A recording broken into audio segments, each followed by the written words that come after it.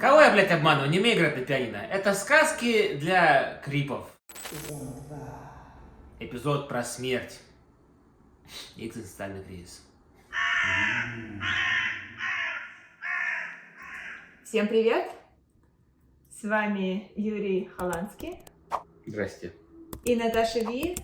И новый сезон, второй сезон сказок для крипов. Нас не было с вами, наверное, почти полгода, потому что мы болтались где-то между депрессией и депрессивными эпизодами и экзистенциальным кризисом. О чем мы хотели с вами, собственно, поговорить? Я помню 1 января 2024 года. 1 января 2024 года мы снимали с Юрой эпизод про мой экзистенциальный кризис. Ну и, как говорится, как Новый год встретишь, так его проведешь. Вот, весь прошлый год я так была в вялотекущем кризисе. То у меня были опять эйфория, то мои такие даун-эпизоды циклотемии, и которые еще сопровождались таким общим экзистенциальным кризисом. И поэтому я довольно много, весь прошлый год я читала экзистенциалистов. Я начала с Ирвина Ялома, почитала Эрнста Беккера, разбиралась в Ницше и так далее. А вчера как раз вот я пришла, я сейчас читаю книгу, которую Ирвин Ялом писал вместе со своей женой за несколько месяцев до того, как она умерла. У нее была терминальная стадия рака, меланомы, и она планировала то, что называется Doctor-Assisted Suicide. То есть это такая процедура, которая легальна здесь, в Америке, для пациентов, которые находятся на терминальной стадии болезни. Во всех штатах? Если не знаешь. Не знаю. Знаю, что они были в штате Калифорния. В штате Калифорния такое практикуется. Вот. И, собственно, идея в том, что человек находится на терминальной стадии болезни, существующие лекарства на него не действуют, все знают, что он умрет довольно скоро, и человек может принять решение о том, что он отказывается дальше проходить лечение и хочет, соответственно, покончить жизнь самоубийством. 2 врача должны подписаться, и человек таким образом принимает напиток. Ну, точнее, обычно это таблетки, которые могут растолочь и в напиток. То есть ты принимаешь один напиток с ядом, а второй напиток с морфием и еще чем-то, что, соответственно, убирает боль в этот момент. И тут монетизация YouTube сказала пока. Да, хрен с ним. Вот. Ну и, собственно, да, я хотела с тобой немножко обсудить эту книгу, потому что... Со мной или с ребятами? Да, со всеми. Здрасте. Ну, в первую очередь с тобой. Спасибо. Во вторую очередь со зрителями. Кстати, да, пишите в комментариях, с удовольствием обсудим. Вот, но первое, что вообще я хотела обсудить, это момент, что вот я читаю эту книгу, они, соответственно, начинали ее писать вместе, потом она умерла, соответственно, дописывал ее уже один Ирвин Ялом. И вот сама концепция того, что партнеры, которые прожили друг с другом всю свою жизнь, им уже под 90 лет было, когда она умирала, 2019 год, они вместе с 14 или 15 лет, даже, соответственно, в более раннем возрасте, чем мы, они встретились, да. Ну и вот ближе к 90 годам он осознал, что у него никогда не было взрослого опыта самостоятельной жизни, потому что они были с самого детства вместе. Ну и как бы почему вообще я начала читать эту книгу? Потому что мой экзистенциальный кризис вызывает мысли о смерти. И сначала я, собственно, читала книги о смерти, о там, смысле жизни и так далее. Но следующая мысль — это смертность партнера, да. И как бы у меня кажется, что довольно большая вероятность, если мы не расстанемся с тобой, что тоже может случиться, но довольно большая вероятность, что мы с тобой окажемся в такой ситуации в какой-то момент, в той или иной роли, когда один человек будет умирать, а второй человек будет за ним ухаживать в последние, соответственно, там, месяцы его жизни и размышлять о том, как вот он будет жить дальше без этого человека. Ну, если только катастрофа не случится, какая-нибудь авто или еще что-нибудь. Ну да. И знаешь, тоже вот, начиная читать эту книгу, я думала о том, что я уже один раз приняла твою смерть, когда у тебя была депрессия. И в тот момент, вот после того, как ты вышел из депрессии... Но не мою смерть. Вероятность. Возможность Иначе твоей не смерти. расстреляли внучек. Расстреляли внучек, да. Меня, по сути, сейчас с твоих разговоров расстреляли, получается, раз я живой. Да. И как в тот момент... Это не звучало как бы контринтуитивно. Ну да. Ну и в тот момент мне казалось, что все, вот уже я уже пережила этот момент, и мне теперь ничего не страшно. То есть, как бы я, в принципе, к этому готова. Вот сейчас прошло 5 лет, и я осознаю, мне настолько страшно было начинать читать эту книгу, вот просто начать ее читать, потому что я поняла, что мне, видимо, сейчас страшнее думать о твоей смерти после того опыта. Видимо, он был настолько травматичным, что сейчас, меня ужасает мысль о том, что мне придется пережить это еще раз. Это как прыжок с парашютом во второй раз. Второй раз мне было страшнее. И я и не прыгнул во второй раз, чем первый. Вот. Кстати, я все еще хочу. Понятно. Счастье, здоровье, как говорится. Вот.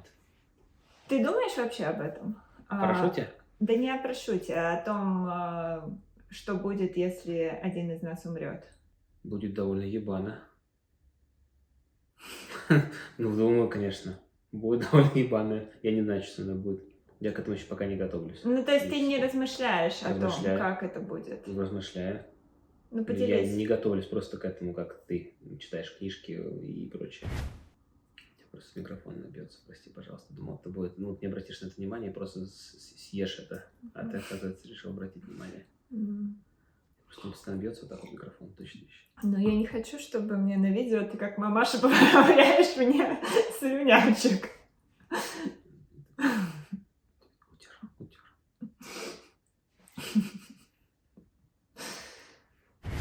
Не то чтобы я к этому готовлюсь, просто у меня есть в голове эти мысли, и книга эта мне попалась случайно на глаза, и еще вот, когда я читала его первую книгу, которая называется Staring at the Sun, по поводу именно переживания тревожности по поводу смерти, по поводу поиска смысла человека в жизни, по поводу там каких-то вот кризисов экзистенциальных и так далее. Примерно в тот же момент мне попала на глаза эта книга, и я подумала, что насколько это вообще смелый поступок, переживая вот такие вещи вдвоем, начать писать эту книгу.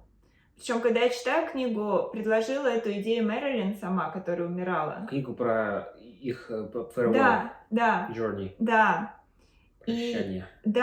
И на самом деле книга немножко не такая, чего я от нее ожидала, потому что вот книга про смерть Staring at the Sun — это типа смотря напрямую, не отводя взгляда на солнце. Она, на удивление, была очень оптимистичная. То есть я ожидала книгу про смерть, наполненную большим количеством тревожности. Но там наоборот. То есть там было о том, как вот это осознание смертности помогает тебе изменить свою жизнь. Помогает тебе убрать из жизни что-то ненужное, неважное, а сфокусироваться именно на том, что позволит тебе потом, умирая, не жалеть о прожитых днях, да. Я не ожидала чего-то очень оптимистичного от книг, которые пишут два человека, когда один из них умирает, но я ожидала, что там будет какая-то надежда. На самом деле там пиздец.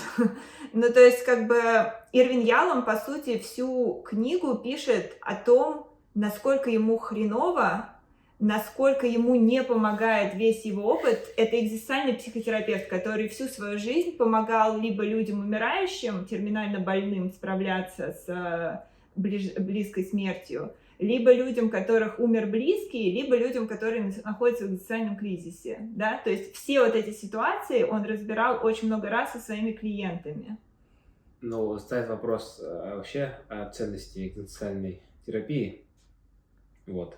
Если это человек, который помогает другим, сам не может справиться, зная все инструменты, которые только возможны, да? Думаю, большинство инструментов. Во-вторых, это очень похоже на сериал «Шринкинг». Эта история на Apple TV. Про чувака, который потерял жену. Ну, там не очень похоже, но это те же самые темы, когда психотерапевт не вывозит потерю. Вот, с ребенком живет.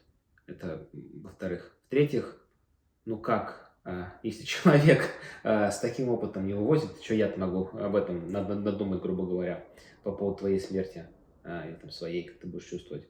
Отвечая на этот вопрос таки, что я думаю? Ну, я думаю, что мне будет довольно ебано.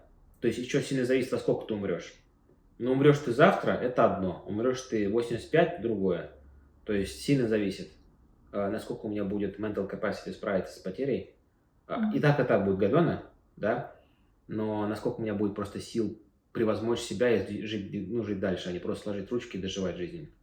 Вот. Как бы не хотелось, конечно, доживать жизнь, но как бы хуй его знает, может, так как жизнь пойдет, так, ну, в смысле, как дело пойдет, может, и все и закончится. Плюс, учитывая политическую ситуацию, есть вокруг мир, как сейчас, знаете ли, не самый спокойный, и всякая демонщина происходит, сатанистская, вот, и соответственно, может, мне не захочется. Поэтому, когда говорю о потере, когда думаю, точнее, о потере тебя, это огромный пласт меня потерять, да? И будет ли у меня другой близкий человек, который мне может помочь рядом, да?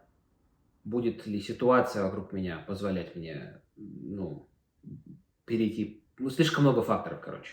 Когда я об этом думаю, я понимаю, что куда ни глянь, везде пиздец. Лучше об этом не думать, а там мы разберемся. Я знаю, что у меня есть психотерапевты, я знаю, что есть помощь, какая-то помощь, которую я могу попросить у специалистов, то бишь, ну, там, не знаю, психиатр, в конце концов, есть. Так что, возвращаясь к моему первому ответу, ебано. А с другой стороны, ты думаешь, если ты умираешь первым? Оно твои проблемы, конечно же. Ты думаешь? Прозвучало грубо. Я не это имел в виду. Я думал, смешно будет. Не смешно. Это, ну, во-первых, по факту, действительно твои проблемы. Ну, блядь, как бы никуда не глянь. Ответ дерьмово получается. Думаю. И не завидую. Мне? Да. Ну вот это интересно, Вот. потому что я, наверное, примерно так же думала, да, что как бы человек, который умирает, он по сути оставляет, да, своим родственникам проблемы, да, что его нет. Меня нет уже, а ты там разбирайся. Да, вот эту вот потерю, досаду и так далее. Но когда я читаю Мэрилин, что она пишет, вот как раз вот в эти последние свои месяцы, она говорит о том, что она переживает потерю сама. То есть, как бы, я думала, да, что вот именно самое страшное – это вот процесс умирания. Главное, чтобы он был безболезненным, да, то есть без мучений и прочее. Но она как бы, она прощается со всем миром. Она точно так же прощается и теряет своих близких, как и они ее. То есть понятно, что потом останутся они, и она уже ничего не будет чувствовать. Но вот эти все месяцы, которые ведут к ее смерти, она, по сути, в процессе протяженно переживает потерю и прощание со всем миром. Думаю, максимально ебано. Да. Было. Во-первых, потому что сама смерть грядет, осознание того, что, ну, проверка всех твоих ценностей, скажем так, религиозных, и что там, сможешь ли ты не начать неистово Богу молиться перед смертью, или будешь до конца, типа, да ничего там нет, я сгнию, и осознание того, ничто, что не произойдет, атеистических каких-то вещей. Или, Они атеисты оба, да. Да, или там ты думаешь, что твое сознание в матрице кому-то другому, не знаю, другую машину, биомашину перенесется или еще что-нибудь. Все зависит от того, что ты веришь, грубо говоря. Твоя вера, испытание твоей веры, во-вторых, страх невероятный, в-третьих, ну, по сути, у тебя рушится твой мир, твоя вселенная перестает существовать, и ты постепенно отмирает, как бы, грубо говоря, вокруг тебя. Потому что если ты терминально болен, а ты нездоровый, тебя сбила машина, тебе это вот так происходит, грубо говоря, у тебя, ну, куча времени осознать, что происходит, какой пиздец вокруг тебя происходит. Твой мир там сжимается от твоего дома, твоих соседей, твоего района до больничной койки. Вот, и типа, и твоего близкого человека, который с тобой рядом есть. Или до медсестры, которая занимается, ну, в хосписе. То есть мир реально сжимается. Да, и вокруг тебя эта вселенная, она просто крамбл. Вот, максимально, что ты можешь получить на информацию о мире через источники типа телевидения, радио, интернета. Вот, то есть ты прям видишь, как твоя вселенная умирает. И ты вместе с ней. Да. Это ебаное чувство. И это меня пугает лично. Вот. Потому что, ну, все там будем, как бы. Но это как бы неизбежный процесс. Если ты не умираешь за секунду. Ну, не за секунду, быстро, в смысле. Никто за секунду не умирает. Если ты не умираешь случайно и не готов к этому. Просто хоп и помер. Типа, как моя мать из разряда. Жила-жила, хоп, разрыв аневризмы, и человека больше нет. То есть умерла за 5 минут. Не думаю, что она была готова к этому. Мысли были, конечно же, но человек просто не уверен, что готов к этому был. В общем, ну, типа, не было никаких особо знаков, что вот ты сейчас, тебе пиздец, вот совсем рядом. И ты, ну, то есть он пришел просто из-за этого, из-за поворота, здорово. Да. Вот. В таком случае совершенно другое. И типа, даже не знаешь, хорошо ты или плохо. Ну, то есть, понятное дело, что плохо. Человек рано умер, да? Не дожив до 70. Но она не успела испугаться, по сути, да. Не успела вот это вот все прочувствовать. По сути, и да, хорошее то, что не было, ну, хорошее с пометочкой, то, что не было возможности осознать ужасающего факта того, что твоя вселенная умирает. С другой стороны, если она была религиозной, думаю, ну, она была, так, скажем так, разговора там конкретно не было, во что она прям верит, да, но зачатки религиозности были, поэтому, возможно, и в этой ситуации человеку проще было бы умирать. Ну да. А говоря о Мэрилин, вот помимо того, что она чувствовала, что она теряет и прощается со всем миром, она еще писала, что в какой-то момент она осознала, что смерть — это не только ее смерть, чтобы она могла принимать о ней решения сама. Потому что она планировала этот doctor-assisted suicide довольно долго. И, допустим, там, она видела, что этим она причиняет боль, допустим, Ирвину. И она причиняет боль каким-то другим людям, которым она не безразлична. Решением убить себя. Да, решением убить так себя. Она же мучается. Ну, она не настолько мучилась, там в какие-то моменты ей становилось хуже, в какие-то моменты ей становилось лучше. Ты и в же моменты, говорила, что когда... ее упарывали морфием. Ну, это последняя неделя. А до этого это было, ну, на протяжении года где-то, вот вся вот эта вот, что она проходила химиотерапию, ее тошнило от этого, ей было плохо, но в какие-то моменты ей становилось хорошо, и как бы... И сколько ей лет было? Ей было под 90, 88, 87, может быть. Ну, то есть она была старенькой, да. Но у них было много друзей, к ним постоянно приезжали друзья, там какая-то вот эта стэнфордская тусовка у них, огромное количество профессоров было вокруг, они жили там рядом со Стэнфордом. Вот, и да, и потом она говорила, что она, допустим, когда читала главы, которые писал Ирвин, перечитывала, она видела, насколько он страдает, и она думала, ну блин, какого черта, типа, кто здесь вообще умирает? А он прям очень сильно страдал. И вот она чувствовала вот этот груз, что ты не можешь просто принять решение о смерти, да, когда еще есть какие-то возможности, да. То есть мне кажется, что она бы приняла это решение о суициде, ну, где-нибудь на полгодика раньше, чем она его приняла, если бы она его принимала сама, если бы она его принимала без оглядки на своего мужа и других близких людей. Вопрос. Стало бы? Что стало бы? Суицид? Doctor assisted suicide? Мгм. Ну, я думаю, что в такой ситуации, да. Думаю, что да, ну, потому что она действительно очень сильно мучилась. Но я думаю, что как бы у меня были бы мысли очень похожие, что, ну, во-первых, вот это вот прощание с миром, да, а во-вторых, я бы, ну, не могла принимать это решение без оглядки на тебя. Как минимум на тебя. Вот. И, наверное, ну, как бы он не протестовал против этого ее решения, да.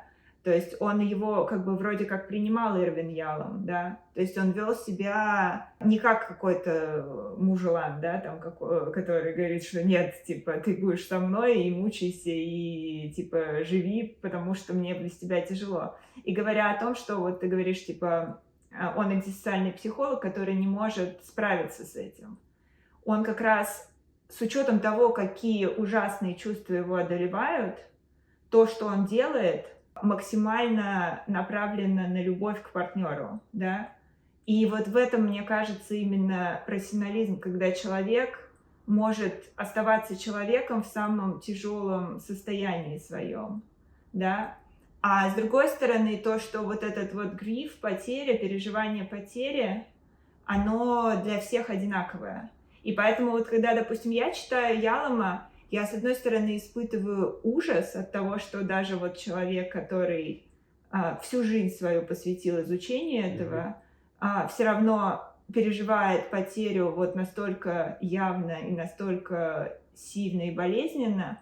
Плюс еще он говорит, он всегда себя ловил на рационализации, что вот типа он там успокаивал своих клиентов, он говорит, но они же не прожили всю свою жизнь с партнером, но они же не были с 14 лет со своим партнером, но у них же был типа опыт взрослого существования без партнера. Он, по сути, искал отличие себя от своих клиентов, чтобы не применять методы, которые он применял на своих клиентов для себя, чтобы объяснить себе, почему они неприменимы. А на самом деле просто вот это вот переживание потери, оно настолько общее для всех людей. И вот это вот, наверное, такая успокаивающая мысль, что, ну, насколько мы одинаковые, когда мы испытываем очень сильную эмоцию, насколько, ну, вот мы, по сути, скатываемся из-за того, что большая эмоция, когнитивная зона мозга начинает работать меньше, а эмоции у нас очень-очень похожие. И насколько мы становимся одинаковыми, когда мы переживаем вот эту вот нестерпимую боль, да. И единственное, что мы можем, по сути, в этот момент сделать, это позволить себе пережить вот безумную эмоцию, нестерпимую, оставаясь при этом людьми, поступая при этом так, как тебе хотелось бы поступать. Людьми? Немножко не понял, что означает остаться людьми. Остаться людьми в плане того, что заботиться об окружающих не только о себе и думать, какие поступки ты делаешь. То есть сохранять хоть какие-то, ну, вот, когнитивные функции в этот момент. А альтернатива не быть человеком, что значит делать? Ну вот, допустим, что бы он мог сделать? Он испытывает ужасную боль от того, что его жена хочет покончить с собой. Он мог начать ее отговаривать и говорить, я не позволю тебе этого сделать. Но это очень по-людски. Ну, да. Ну, как бы, мне кажется, людьми здесь не очень уместно. Ну, хорошо, как ты это скажешь? Ну, долбоебом не быть. Не быть долбоебом. Ну, или быть, как говорится, гуман не быть. Гуман не По быть. отношению к окружающим. Не быть эгоистичным. Угу. А еще я хотела как раз вот с чего вообще родилась идея этого видео, с того, что я вчера с тобой поделилась моментом книги, который вот, собственно, я читала. Это был момент, когда она умирала. То есть вот это была последняя неделя перед тем, как она умирала, момент, когда она умирала, и вот день после. Самая мякотка. Самая мякотка, да. Она уже испытывала нестерпимую боль в тот момент, и всю последнюю неделю она была, по сути, всегда на морфине, ну, настолько, что она не могла даже уже разговаривать, то есть она просто что-то бормотала. И вот они по очереди, Ирвин и их дети, сидели с ней, и в какой-то момент она чуть-чуть пришла в сознание и смогла Ирвину сказать, что все, я хочу начинать процедуру суицида. Ну и там все было готово, то есть там были врачи, которые подтвердили заранее, что они готовы подписаться. Там были вот эти таблетки подготовлены из-за того, что она уже в тот момент не могла глотать. Договорились, что ей это сделают в порошок и в напиток добавят, что будет 2 напитка, которые она должна выпить с ядом и с морфием. Но когда Ирвин позвонил врачу, врач сказал, что, к сожалению, человек должен быть в полном сознании в момент, когда он принимает решение вот именно инициировать процедуру Doctor-Assisted Suicide. И в их случае это значило, что вот то, что она вот в таком под сильным морфием, в этом случае она не может принять осознанное решение. То есть они не могут быть 100% уверены, что она принимает это решение осознанно. Поэтому за ночь... Да, ей нужно было перестать ебашить морфий и прийти в себя, отойти. Ну, не полностью, они просто сильно уменьшили дозу за вечером перед днем, когда она, соответственно, должна была себя убить. И получается, что нужно заставить человека страдать, по сути, да, дополнительно. Класс. То есть она с утра проснулась в сознании с дикой болью. Охуенная история. Да. И приехал врач, она попросила, чтобы все дети, у них 4 детей, чтобы дети присутствовали в этот момент с ней, чтобы она могла с ними со всеми попрощаться. И да, она была в сознании, врач спросил, согласна ли она. Не травма ли для всех детей смотреть, как твоя мать херачит вещества, чтобы помереть?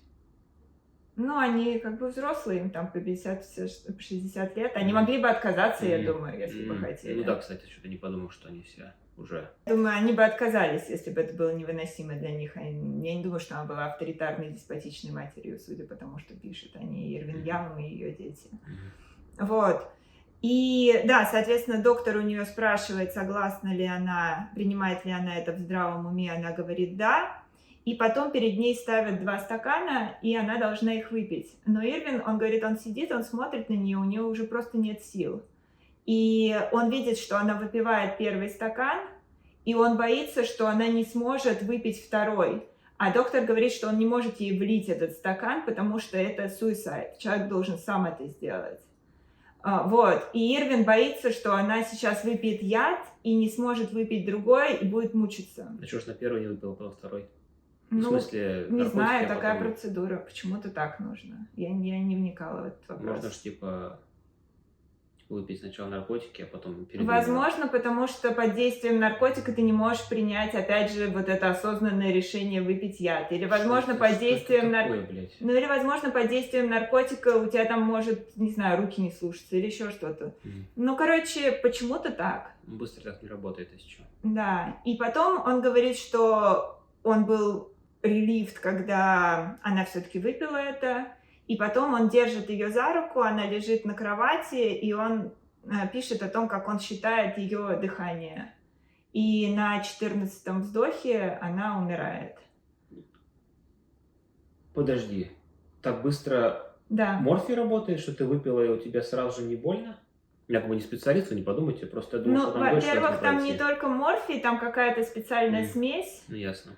А во-вторых, там просто, ну, я не помню, какие там еще вещества. Ну, не суть, не будем. Да, но умерла она за 14 вздохов. И, знаешь, я вчера это все читаю. Вчера? Да. Свеженькая. Я же тебе говорила, что вчера. Я что-то забыл, что прям свеженькое все. Вот. И я вчера это все читаю, и у меня ощущение от смерти, что это прям... Они настолько детально, настолько подробно это расписывают, что, с одной стороны, это просто приводит в какой-то ужас, а с другой стороны, это как будто гипнотизирует, знаешь, как будто притягивает. И я вот, наверное, в полной мере вчера осознала вот это вот название книги «Staring at the Sun», в упор смотря на солнце, когда вот ты смотришь на что-то ужасающее, что тебя может поглотить, сожрать, не знаю, убить, но ты не можешь оторваться от этого. Очень сильная, в общем, эмоция вчера пережила. Охуенные истории, Наташка. Жги дальше. Расскажи мне, пожалуйста, о том, как детская травма связана с death and anxiety. Пощади их. Скажи им, что во всем виноваты родители. Жги. Хорошо. Про детскую травму я читала у Эрнеста Беккера еще раньше и писала даже пост об этом в Телеграм. А вчера вот как раз тоже в книге Ирвин Ялом рассуждал об этом. В общем, идея в том, что до какого-то возраста, примерно до 7 лет, ребенок живет в осознании своего всемогущества в норме. То есть, как бы ребенок, что бы ни захотел, его желания исполняются, да, там ему хочется есть, ему тут же приносят. И таким образом ребенок еще не осознает, что это для него делает кто-то другой, да. У него есть ощущение, что это он своими мыслями и желаниями меняет мир, да, то есть мир подстраивается под него, и он таким образом всемогущ, да. Это как видео того мужика со столом. Что? Ну, типа, там, это видео и скетч. Ссылка в описании, здесь, не знаю, посмотрите. Жена говорит мужику: как же ты меня заебал дома нихуя не делать. Вообще. Вообще нихуя не делать. Он говорит: да ты не парься, я тебе расскажу. Я не делаю, потому что это какая-то магия. Смотри, вот я поставлю грязную посуду на стол, и через несколько часов ее уже не будет. Как магия. Я кину сюда грязное белье, и оно пропадает потом чисто. Вот. Жена от него ушла после этого. Но неважно. Вот, и, собственно, для ребенка это норма до какого-то возраста считать себя как бы центром Вселенной и всемогущим существом. Но если какие-то желания ребенка не исполняются, если ему не хватает внимания от взрослых, если он переживает какой-то травматический сильный опыт в детстве, да, он думает, что, ну нет, не все желания исполняются, не всегда. Плюс еще ребенок иногда, допустим, когда взрослые, которые должны о нем заботиться, недостаточно о нем заботиться, он начинает в какой-то момент, ну, некоторые дети начинают желать им зла, да, они могут начать желать смерти, допустим, своим родителям, да, но родители не умирают от того, что они желают смерти им. И опять же теряется вот это вот ощущение всемогущества, то есть у тебя появляется как все больше и больше желаний, которые не исполняются. Вот. Ну и то же самое, допустим, потребность в безопасности, когда ты испытываешь очень сильное чувство небезопасности и вот типа возможность умереть в детстве или мысли об этом, это сильно травмирует. И Эрнст Беккер говорит, что у людей в норме в этот момент, если все прошло хорошо, формируется иллюзия собственного бессмертия, да? То есть человек живет, и вот просто в каждый конкретный момент жизни он живет, как будто он никогда не умрет, да? Или даже если он, допустим, когнитивно думает о смерти, на чувственном уровне у него нету вот этого страха сильного смерти. И я, допустим, понимаю, что вот я, наверное, примерно так и живу. То есть у меня, наверное, есть вот это вот чувство собственного бессмертия. Не всегда, не до конца оно сформировано, но оно есть. Ирвин Ялом, собственно, пишет в своей книге, они с Мэрилин, с его женой, жили примерно в одном и том же районе. Они выросли в Вашингтон, Д.С. оба. Очень близко друг к другу, через несколько улиц. И у них, у обоих отцов были свои продуктовые магазины. То есть у них, и они оба евреи, оба их родители переехали после Первой мировой войны. То есть у них очень-очень похожий бэкграунд у обоих. Но он жил в районе, который бедный считался и плохой, а она жила в районе, который был лучше. И он жил типа наверху магазина своего, потому что родителям было так удобно, что они могли друг другу подменять там и так далее. а она жила отдельно, а магазин постоянно кто-то грабил, потому что это был плохой район. И из-за этого вот у него все детство было чувство небезопасности, что постоянно там кто-то пытался их ограбить, там вломиться и прочее. А у нее сформировалось полное чувство безопасности. И вот да, я, собственно, вот когда мы рассказывали наши с тобой сказки для крипов про оружие и про твой бэкграунд, я вижу очень много параллелей в этом. С тем, что вот Ирвин Ялом всю свою жизнь испытывал death anxiety, то есть тревожность по поводу смерти. И, собственно, скорее всего, во многом это стало причиной, но он об этом и говорит, того, что он именно пошел в экзистенциальную психотерапию. Стал психиатром, потом экзистенциальным психотерапевтом. Класс. Вот. И да, тоже вижу в этом параллели нашему с тобой бэкграунду. Даже не знаю, что сказать, потому что по фактам... Ну, в смысле, по фактам, как сказать, звучит это все как теория. Понятное дело, то, что складно, как на самом деле, ну, сказать сложно. Я не специалист, во-первых, во-вторых, потому что это наблюдение одно, оно, типа, не доказано каким-то большой выборкой людей, мне кажется. Вот. Ну, наблюдение, ты имеешь в виду то, что Беккер пишет? Да, статистически, сколько детей он так обозревал, и потом... Нет, это философское суждение. Да, то есть экзистенциализм во многом построен на философии. Именно об этом я тебе говорю, что здесь нет научных статистических данных, чтобы подтвердить эту теорию. Ну, я не уверена, что их нет, но их точно не было в момент, когда эти теории появлялись. Философия не подтверждает этими статистическими данными. Это не так ну, было. Тогда просто не было таких методов. То есть это не идеи Беккера, это идеи изначальных, я не помню, чья конкретно, изначальных экзистенциалистов, которые вот были во время Фрейда или до Фрейда. Не отменяет того факта, что если есть статья, которая говорит, что наблюдали 10 тысяч человек, детей, и в их жизни, и типа сравнивали death anxiety и это, да, окей, а это просто звучит как складная теория. Ну, то, что я думаю. Неплохо, не хорошо, я сам люблю такие вещи, просто, если так уж говорить, подумать об этом как минимум, примерить на себя. Ну, у меня death anxiety пиздец, как бы, я спать не могу по ночам из-за нее. Просыпаюсь после какого-нибудь сна или просто не могу уснуть, когда пытаюсь уснуть, потому что у меня сознание того, что, ну, так или иначе мысли о смерти, о том, что я не так живу или плохо пожил, ну и прочее. По сути, не знаю, там, к чему я пришел, это то, что твоя задача жить так, чтобы когда ты помирал, тебе не было так ебано, что ты что-то не то сделал в жизни.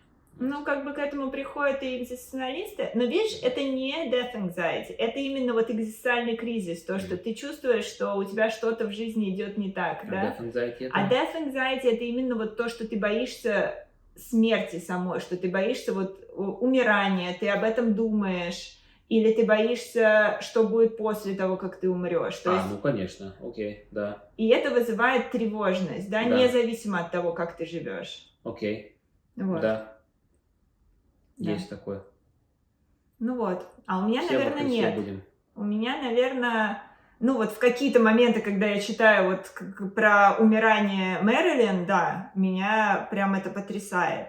Но в обычной жизни нет. То есть я скорее думаю, да, вот о том, как мне нужно жить, чтобы не сваливаться в экзистенциальный кризис. Но да, прям тревожности у меня нет, наверное. Что хотела договорить? Хотела договорить как раз вот, как я, допустим, слушаю вот этот момент, когда... Я просто аудиокнижки слушаю. Когда умирала Мэрилин, я прям, знаешь, так прочувствовала вот этот момент с staring at the sun, аналогия, да, со смертью.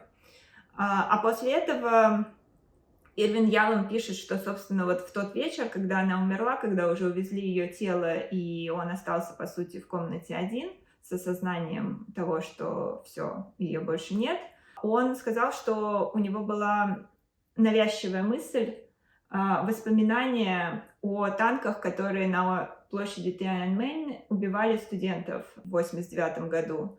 И у него прям перед глазами стояла вот эта вот картина из новостей, и он ничего не мог с этим поделать. То есть он не мог избавиться от этой навязчивой мысли. И он тогда говорил, что вот он в тот момент в полной мере осознал прочувствовал то, о чем клиенты ему рассказывали до этого много раз. То есть он прекрасно знал, что есть такой концепт, как навязчивая мысль, что она может появляться, что человеку может доставлять огромное страдание, если такая мысль появляется и никуда не уходит. Но да, вот тот факт, что ты можешь сколько угодно знать что-то когнитивно что-то понимать, но происходит вот какой-то момент, когда ты по какой-то причине испытываешь то же самое, и тогда оно прям кликает, ну, знаешь, как вот инсайты психологические. Меня просто, да, наверное, потрясла вчера тоже вот эта параллель, что я испытала что-то такое в предыдущей главе, и он пишет о своем собственном таком переживании. Нет, ну я не знаю. Охуеть, конечно, истории у Ривна Ялома. Я не читал. У меня есть краткий пересказ. Теперь у вас есть немножко краткого пересказа. Можете почитать, если интересно, или послушать. Честно, я думаю, если тебе есть, конечно, тебе есть что сказать, говори. Но вообще видео получилось довольно тяжелым. Ну да. Не, ну я, наверное, да, я думаю, можно заканчивать. И просто в конце я хотела бы сказать, что действительно, если вдруг вы переживаете какой-то кризис, связанный там с возрастным кризисом или связанный именно с тем, что вы ищете смысл в жизни, я очень советую книги Ирвина Ялома. Он писал и художественную литературу, и научную литературу, и науч-поп литературу, и писал мемуары, то есть у него огромное количество разной литературы, в которой он себя пробовал, потому что у него и жена писательница. Он говорил, что она именно на него повлияла тем, что привила ему любовь к литературе и желание экспериментировать с разными жанрами. Но он пишет очень... Ну, не знаю, мне прям отзывается, как он пишет. То есть, допустим, когда я читала Эрнеста Беккера, я думала, что, ну, вот это вот прям тяжелое чтение в плане научное чтение. Мне было, ну, я прям каждую главу разбирала с, там, не знаю, с чатом GPT прям по деталям, да, что это такое, кто этот философ, а почему он так говорил, там, бэкграунд, все дела. А Ирвин Ялом прям легко читается часто. Ну, легко в плане того, что легко понять, о чем он пишет. И мне он прям искренне помог пережить прошлый год. Дал очень много идей для размышления, каких-то концепций. Вот, и я тут как раз на днях буквально ему написала, потому что мне действительно, я была очень благодарна этому человеку. Вот, и он ответил. Юра сказал, что это, скорее всего, автоматический ответ. Я думаю, большая часть точно, но как бы человеку 93 года. Вот, и я была поражена, что он действительно до сих пор уделяет внимание тому, чтобы хоть какой-то ответ приходил людям, которым и пишут, плюс ну, хотя еще бы на кнопку нажал. добавляет имя туда человека, который ему написал. Да. Приятно. Приятно, да, приятно. Такие дела. Спасибо, пока что не были родила. с нами. Спасибо. Надеюсь, вы там еще не живы, когда досмотрели это всё до конца. Вот. Бля, сори, с уважением. Но пишите, да, если у вас есть чем поделиться, если у вас остались какие-то вопросы, пишите, мы с удовольствием с вами пообщаемся. А так, надеюсь, что мы не будем пропадать на полгода, а на период поменьше. И встретимся с вами в новых видео. Так, я думаю. Пока.